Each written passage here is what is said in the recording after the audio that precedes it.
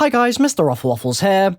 Today, it's lore time. It's lore and story and theories and all of that good stuff because I, for ages, have been talking about the history of the island in which Zetsubou No Shima takes place. I've mentioned it in several videos. I've said, oh yeah, it's so interesting. There's so much to draw from. Treyarch have made a great decision here. It's going to be a super cool thing to explore in the map itself, but I've not really gone into any detail. So, today, that's going to change. We're going to bring it all to the table, get the spotlight on it, and explore some super cool ideas. Before I start, please, if you feel so inclined, or if you feel like doing me a favor, like the video. I would much appreciate it, and I certainly hope that by the end of the video, you'll feel that like was justified. So, let's start things off with some context, really, some interesting history about the island and the myths that are associated with it, and then towards the end of the video, oh boy, we're gonna drop some bombs. The physical location of Zetsubou No Shima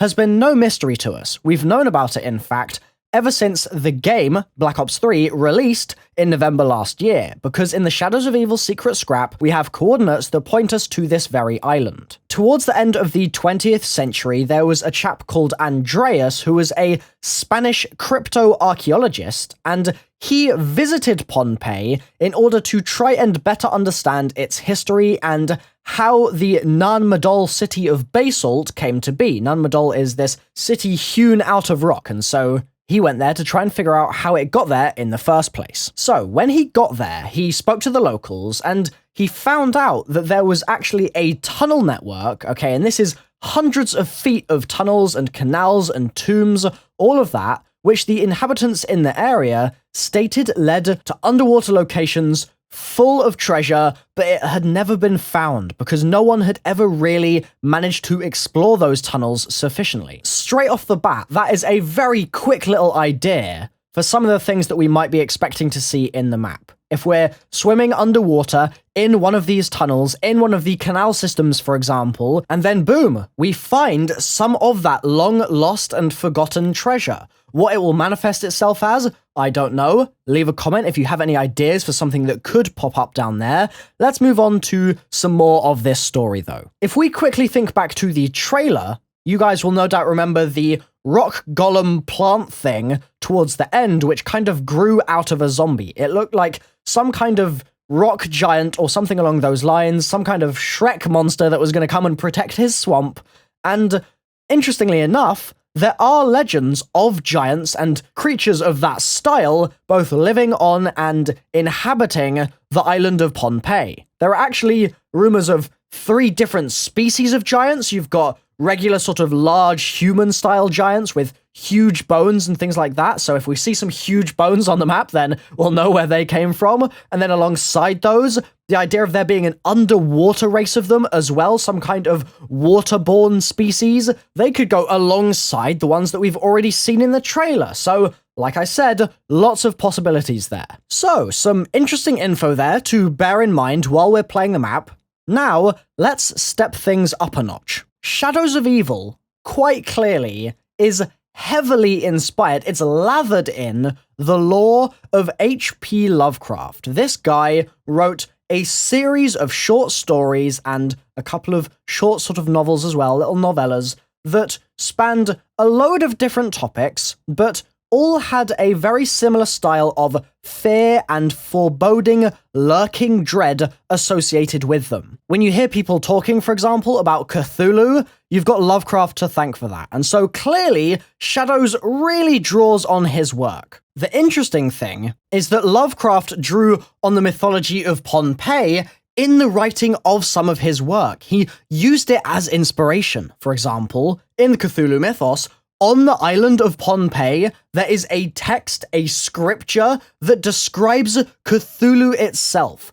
Isn't that such a happy coincidence when you think about the fact that there is this sort of Japanese version of Group 935, Division 9. They are doing their own research on the island. They are doing potentially a load of mining as well. We know that during World War II, there was a lot of platinum extracted by the Japanese on Pompeii. And so maybe alongside that, they're doing some kind of mining of 115 from the area too. Or maybe they're digging for something else entirely and have slightly more nefarious goals. If you want to, you can go further still with this. You can say that Shinonuma, okay, is a lumberyard, right? That is its code name. It is a lumberyard, and Dariz is a steelworks. Do you guys remember? Lower Silesia Steelworks? That is the poster that we saw in that Shadows of Evil trailer for one frame that I broke down and made a whole theory on, and then that very poster appeared in the Giant. It's there on the wall, Lower Silesia Steelworks.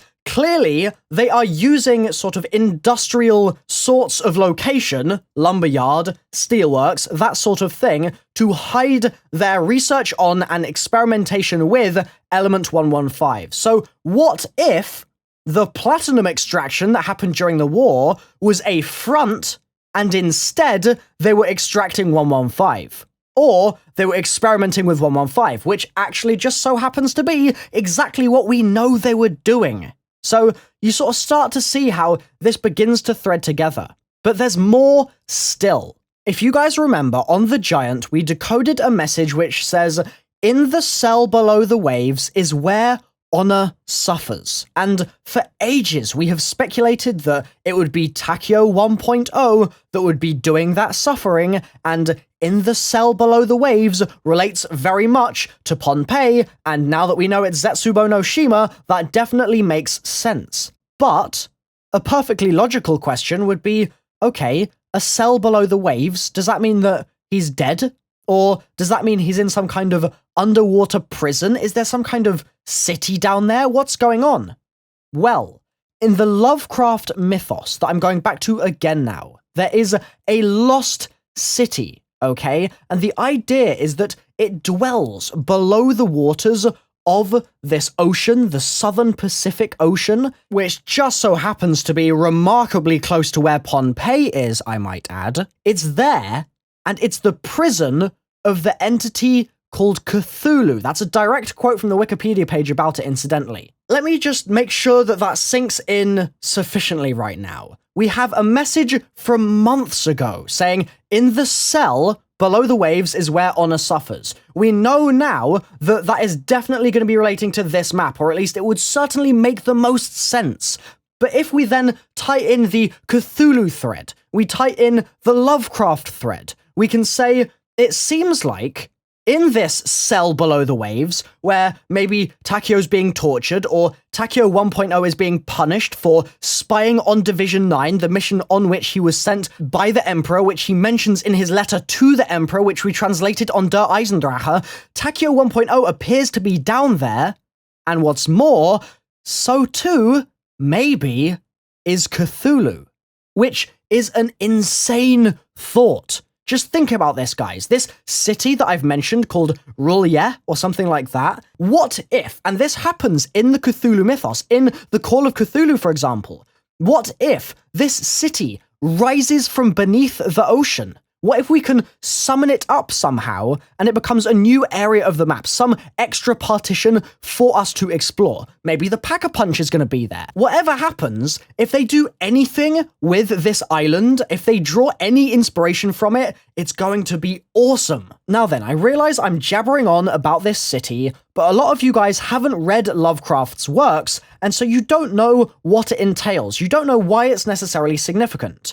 Let me give you an idea of that now. In the Call of Cthulhu, there's some hella bad stuff going on. This ship gets shipwrecked, it's all looking really terrible, and then this island is suddenly there, and they're saved, sort of. Except it's a coastline of mingled mud, ooze, and weedy cyclopean masonry, which can be nothing less than the tangible substance of Earth's supreme terror, the nightmare corpse city of R'lyeh, loathsomely redolent of spheres and dimensions apart from ours. There's a chant in the Call of Cthulhu throughout the book, which, translated, states, "In his house at R'lyeh, dead Cthulhu waits dreaming." I just want to jump in here quickly and say, "In his house at R'lyeh, dead Cthulhu waits dreaming," rhythmically sounds really similar, to my ear at least, to in the cell below the waves is where honor suffers. To me, they're just quite similar phrases, but I digress. Back to the idea of Cthulhu itself slumbering in its cell in R'lyeh. This ancient beast is the end of the world just waiting to happen. It is not a good time for the human race at all. You guys have seen the painting on Der Eisendrache of the king trying to fight off that ancient evil, and he has a hella bad time. He does not have a happy time of it whatsoever. And if we were to unleash Cthulhu, or awaken Cthulhu, the first map pack is called Awakening, guys. If we're to do anything along those lines, then crap is going to hit the fan in Zetsubou No Shima big time. Very, very big time. The Easter egg, if you think about it, there's probably going to be a boss battle. They could go so deep here. So unbelievably deep with the relations to Cthulhu, the relations to Lovecraft, the relations to R'lyeh, the relations to all of the giants and all the treasure and all the lore that I talked about at the beginning of this video just to set this up. There is so much for them to be inspired by and to throw at us players and say, well, you wanted more zombies, here's more zombies. So, if you're hyped about the map right now, and you haven't already liked the video yet, then what are you doing? Smash the like button, and I'll see you guys next time. I'm going to do another one of these lore videos very soon, extremely soon in fact, before the map comes out, that is going to blow your minds as well. Maybe even more so than this one potentially has. So, thanks for watching guys, like I've said, and I'll see you next time. Oh boy, I'm hyped. Bye-bye.